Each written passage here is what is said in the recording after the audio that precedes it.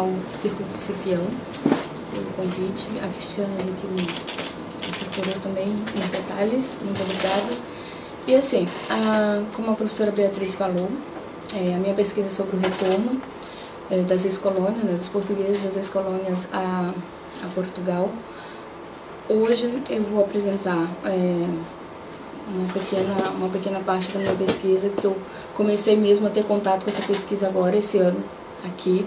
Cheguei a Portugal com apenas um livro, O Retorno, da Dulce Maria Cardoso, uma portuguesa, e não tinha conhecimento dos demais livros, a Isabela Figueiredo, Caderno de Memórias Coloniais, e também tomei conhecimento do livro Os Retornados, Um Amor Nunca Se Esquece, do Júlio Magalhães. Então, fiz essas duas mais leituras, e para entender melhor que tipo de narrativa é essa, fiz um pequeno texto sobre a que gênero pertencia então essas obras. Então, falarei um pouquinho sobre isso.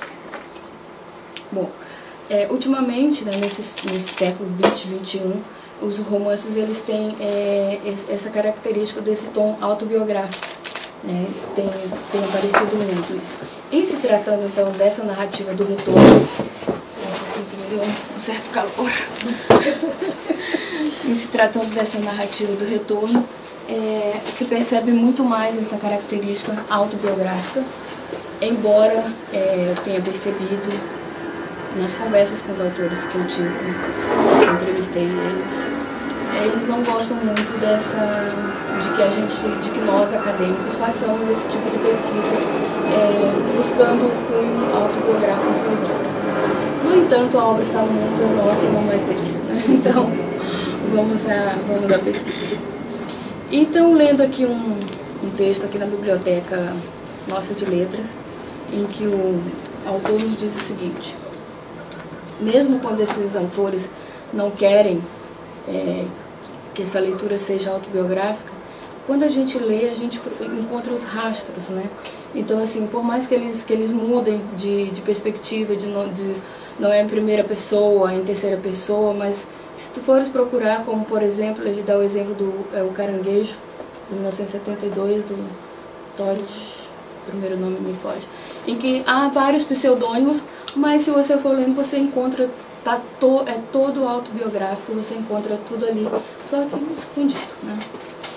E também o nosso José Saramago diz que o leitor também não tem que ser um geólogo que vai lá cavando e procurando restos e esqueletos do autor, porque o autor está ali no livro. Bom, mas então, partindo do livro do Pacto Autobiográfico de Philippe Lejeune, minha professora de francês, veio me auxiliar aqui. Então, e o texto também da professora Paula Mourão, foi que me auxiliaram, né, na construção desse texto para hoje. Então, o Pacto Autobiográfico é um texto que surge em 1975, e que ele vai então dar toda essa abertura para que as pessoas façam esse tipo de leitura, né, da autobiografia. Deixa eu seguir aqui minhas anotações. Então, essa escrita, ela reivindica a vida como fonte memorialística, marcadamente a partir do período da pós-independência das colônias 75 e 76. Então, eu quero saber, ela pode ser considerada autobiográfica ou não? E aí, lendo sobre esses conceitos de autobiografia, conforme Lejeune, então, o livro da... Deixa eu apresentar. Esses são os 3 livros, tá? Esses são os 3 livros que eu pesquiso. Então, o de 2008 do Júlio, o de 2009 da Isabela Figueiredo e o de 2011 do Retorno, né? Sendo que eu comecei ali pelo Retorno. O assunto me interessou quando eu li, ainda no mestrado, esse livro. É um livro que foi assim, ele vem a cada dia mais sendo lido no mundo inteiro. Já foi traduzido para 11 países, em línguas. Essa foi só o que eu consegui apanhar. E é curioso, até porque as capas elas vão também dizer da sua recepção né, da leitura também desses países. Por exemplo, aqui, olha, é o retorno, aparece a cadela. E quando é pra gente, né, a cadela que é pra gente, nós da língua portuguesa, que é marcante são os caixotes. Isso marca o retorno, né, lá no... Como dá o nome daquele negócio do descobrimento? Padrão do descobrimento dos caixotes. E isso também fala muito da recepção, né, dos outros países. Mas enfim. Então o objetivo é discutir nesses romances, se é possível, né, haver uma autobiografia. Então, o livro do Júlio, vou começar a falar um pouco sobre isso. O livro do Júlio é um livro que, em parte, em determinado momento, eu não tive dúvida se colocaria ele no projeto ou não, por ele se tratar mais de um jornalismo que se chama de jornalismo literário. Então eu pensei muito, mas me interessa muito a parte histórica dele, desse romance, me interessa muito. Então eu tive que ir atrás do que seria então o jornalismo literário, para que eu pudesse costurar com a minha pesquisa e pudesse de alguma forma aproveitar. E lendo então sobre o jornalismo literário, vou encontrar um conceito de que o jornalismo literário, né, entre todas as teorias que eu não vou agora aqui, devido ao tempo, não posso ficar me prendendo às teorias, mas enfim, o jornalismo literário, ele é tão íntimo, ele é uma escrita tão íntima em que o jornalista, ele pesquisa tanto, ele se aprofunda tanto, que se chama de imersão, né? Ele vai àquele mundo para conhecer de perto, e ele faz isso de uma forma tão intensa que ele escreve de uma forma quase que autobiográfica, como se ele fosse um daqueles personagens. Então, essa escrita intimista foi o que eu tentei ali aproximar do que eu venho falando então sobre autobiografia. A imersão serve ao objetivo de se investigar os padrões de comportamento dos personagens de uma história para se compreender suas motivações, seus valores, a origem possível de determinadas atitudes, a consequência de uma postura. O autor está embarcado numa missão de compreensão. Assim, não lhe interessa em princípio a verdade absoluta, isenta e parcial, pois essa, no nível dos seres humanos comuns, quase todos nós, não existe. O que lhe move é compreender um tema a partir da perspectiva dos personagens nele mergulhados. E a gente vai encontrar também outros autores que defendem essa ideia do jornalismo literário, que ele se aproxima assim da literatura, embora nem os jornalistas gostem disso, alguns gostem disso, nem os literatos também, né, os escritores também gostam dessa aproximação, mas ela existe. E há quem defenda que eles usam figuras de linguagem, que usam metáforas, enfim, é uma corrente que existe, e ela está aí, e há bastante leitores para eles também. Então, foram esses os motivos que me levaram a manter o livro do Júlio na pesquisa. Bom, passando então aqui para a autobiografia, basicamente, né, a autobiografia, o impacto autobiográfico, ele define da seguinte forma. Para que haja uma autobiografia, é preciso que o autor esteja vivo, é preciso que o autor escreva em primeira pessoa, que o nome do autor seja o mesmo do personagem, que seja o mesmo do autor, narrador, tenham o mesmo nome.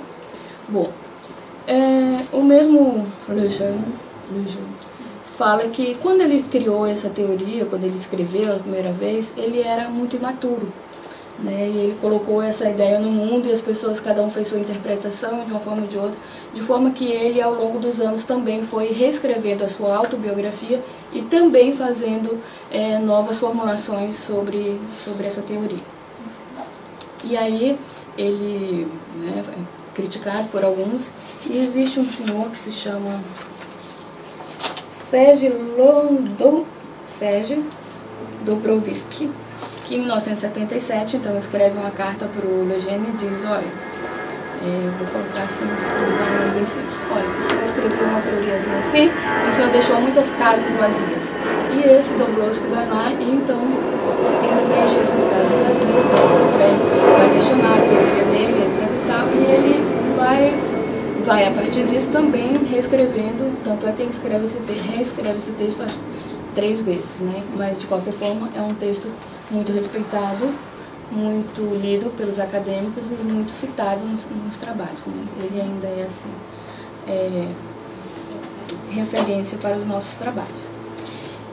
Dito isso, então o livro da Isabela Figueiredo pode ser considerado então uma autobiografia, porque ela conta aqui a história de sua vida como menina lá em Lourenço Marques, hoje Maputo, durante o período colonial. E ela vai falar da sua vida, da relação dela com o pai, da relação do pai com os negros na época, e são as memórias dela, né? Como o próprio título diz, Caderno de Memórias. E acontece exatamente o que a gente defende, que é a primeira pessoa, é o mesmo nome do personagem, o narrador. Então digamos assim, a parte mais fácil de se identificar.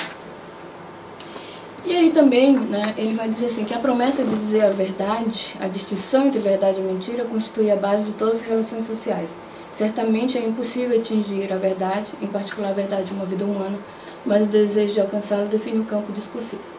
Bom, nesse livro também da professora Paula Mourão, ela diz o seguinte, né, depois de Freud, quem é que diz a verdade realmente, né? E quando se escreve, né, mesmo que seja suas memórias, mesmo que seja aquilo que você viveu, tudo, como a própria Isabela, aqui ela, em alguns momentos ela diz, já não me lembro se era assim, se foi assim, mas sei que aconteceu, não sei se era lá, se era cá, mas aconteceu. Então, né, claro que a ficção permeia a distância, o tempo, são coisas que a gente vê daqui a pouquinho. E depois, então, o livro da Dulce. Bom, isso. Deixa eu seguir aqui a minha... então aqui, eu trouxe alguns exemplos da autobiografia da Isabela Figueiredo. Senti durante muito tempo as violentas bofetadas do meu pai ardendo no rosto e os golpes que se espalhou pelo meu corpo. Rosto, braços, nádegas, costas, pernas... Onde caísse foi bruto. Depois fechou meu braço nas suas poderosas garras e fez-me voar para dentro do nosso quintal, onde me largou e pude fugir em direção ao meu quarto, contendo as lágrimas, ardendo humilhado, pensando que a minha vida acabava ali. Bom, a gente vê, primeira pessoa, Isabela Figueiredo, tudo conforme... Recordo as conversas ouvidas entre mulheres. Eu não tinha idade para entender, pensava elas. Por isso falavam abertamente sobre o que ele fazia nos bairros indígenas. E meu pai começava na rua com outros homens. Eu rodopiava à sua volta, como sempre, escutando o ruído distante das conversas. Meu pai tinha uma cara grande e suave, cheia de ódio ou amor conforme os dias. Tendeu preferido os dias de amor. Calharam-me muitos dos de ódio. Então, basicamente, o tom do livro é esse, que ela vai falar sobre essas memórias dela. Claro que entra nesse livro toda uma perspectiva daquilo que eu realmente pesquiso sobre os retornados, né? Escolhi aqui uns trechos que identificavam exatamente a teoria da autobiografia. Depois a gente vai trabalhar com o romance autobiográfico, que é um outro conceito de Lejeune também, em que ele diz que o que difere da autobiografia é que o romance autobiográfico ele tem graus, né? Ele é muito parecido com a autobiografia, mas ele difere em algumas coisas. Ele pode ser em primeira pessoa, ele pode ser em terceira pessoa, ele pode vir com pseudônimos, ele pode vir com outras características. E cabe, né, a gente, leitor, cabe a nós, leitores, encontrarmos então essas nuances, essas pistas de que ali se encontra um romance autobiográfico. Lendo as entrevistas que a Dulce Maria já deu em inúmeras revistas e textos acadêmicos em que os colegas escrevem também falando sobre autobiografia, há duas coisas comuns em todos. Que ela diz que o texto dela não é autobiográfico, que o livro dela é um livro sobre perdas, né? Então, isso é assim, a primeira coisa, e percebi que isso chateia ela quando se fala nisso, né? E ela diz, não, é isso, não é sobre a minha vida, não é sobre a minha história, só que o discurso trai, né? Bakhtin? O discurso trai. E durante as entrevistas, quando você vai vendo, ela vai falando das cerejas, ela vai falando do cigarro, que ela era uma fumante, e que por causa disso, e por causa do pai dela, e porque, sabe? Então, assim, ela vai te dando a entrevista e ela vai soltando. E tu vai lendo as entrevistas dos outros colegas nos jornais e tá tudo ali exatamente como ela coloca no livro, né? Então, aquilo que o professor Teixeira escreveu aqui no livro que se chama o romance, deixa eu só ver aqui, A Guerra Colonial e o Romance Português. É quando ele, aliás, eu roubei dele esse título ali da tentação do pacto autobiográfico, que esse é o título dele, A Tentação da Autobiografia, porque ele fala exatamente isso.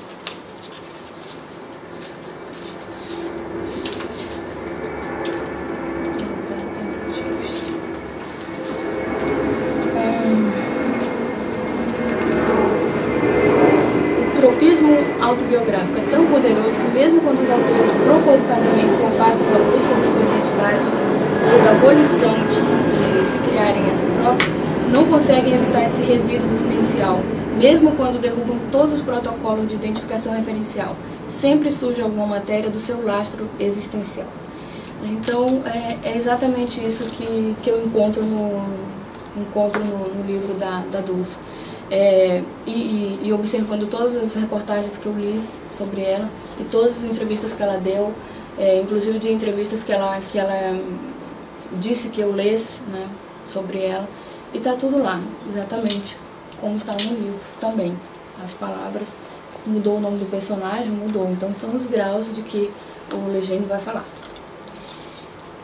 Então, por exemplo, na entrevista ali do Jornal Diário de Notícias, o meu pai ainda não tinha chegado, a minha mãe estava com minha irmã no hotel e havia pouco dinheiro. Então, o personagem Rui, ele diz assim: nunca pensei estar na metrópole sem o pai não sabíamos o que fazer. Ou ainda sobre a irmã dela, que sofreu muito mais do que eu por ser mais velha.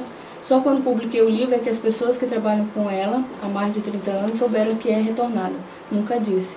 A primeira coisa que a irmã dela ouviu aqui foi assim: vocês estão todas furadas pelos pretos. Nem percebi o que era aquilo.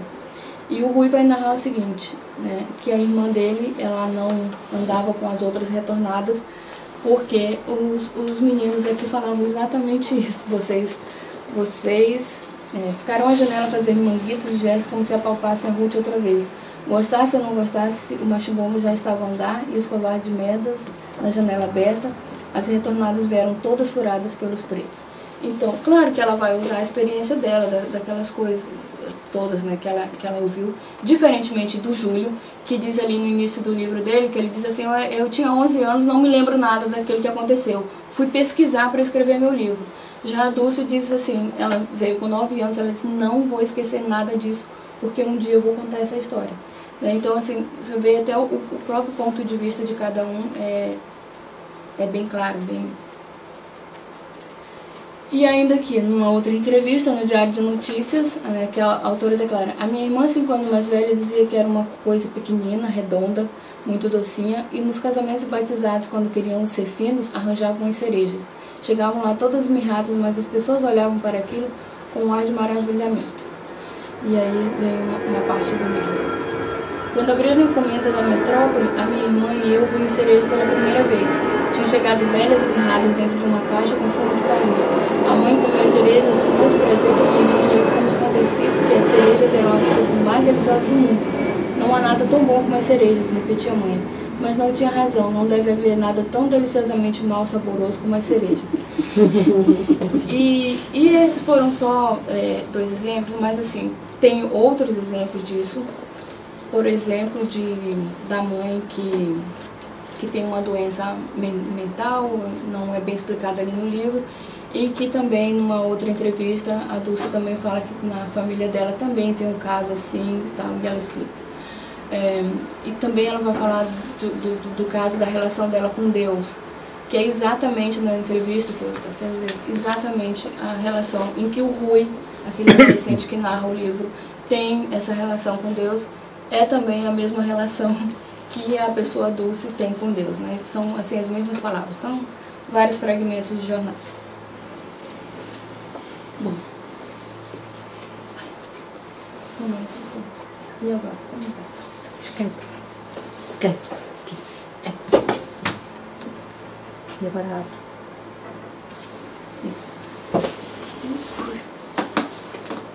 Bom, então a gente vendo tudo isso, vai se pensar, tá, e aí, é autobiográfico, não é autobiográfico? O que a gente faz com tudo isso? Bom, lendo um texto, então, do professor Assis Brasil, lá da PUC de Porto Alegre, e ele vai me dizer o seguinte: para uma apreciação do que foi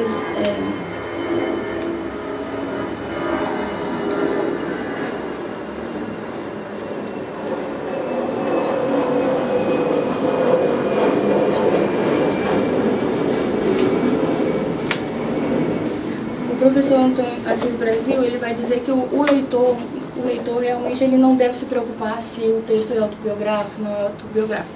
Claro que eu também acho isso. Mas, então eu vou ler aqui um pedacinho. O verdadeiro leitor, entretanto, aquele que frui o texto como uma peça de arte, não deveria se interessar em saber se a história que lê de fato aconteceu ou se determina a personagem se é real, se ela disse isso, se ela não disse aquilo. E como eu falei, realmente a gente não vai ficar justificando a obra com a vida do autor, porque isso leva a quê? Exatamente, né? Qual o enriquecimento disso? Não há uma justificativa para você dizer assim, a obra é isso, a obra é aquilo. Mas a gente tenta entender, para a compreensão dessa obra, de como é, principalmente nesse caso dos retornados, como é que isso acontece, a história de vida deles, como é que isso se dá. E aí, digamos assim, daí porque se entende um paradoxo de Humberto Eco sobre a morte da Madame Bovary no romance, que ninguém tem dúvida que a Madame Bovary morreu. Já o Napoleão a gente não sabe, ele pode estar por aí. Trata-se de um paradoxo com uma ponta de sofisma, mas serve para mostrar a dimensão a dimensão que o assunto pode tomar. O que realmente importa no romance, aliás, em qualquer texto literário, é sua densidade cultural e estética. O resto são qualitativos de interesse puramente acadêmicos, e que não melhoram nem pioram qualquer livro. Constata-se com efeito a importância do leitor, a ênfase dada à sua atitude frente ao texto, de acordo com o qual um romance pode ser lido como autobiográfico ou não. Assim, não seria precipitado dizer que o romance autobiográfico é autobiografia, que apesar de se aproximarem no que diz respeito à narração da vida e da experiência, ambos podem se diferenciar em relação à recepção por parte de seus leitores.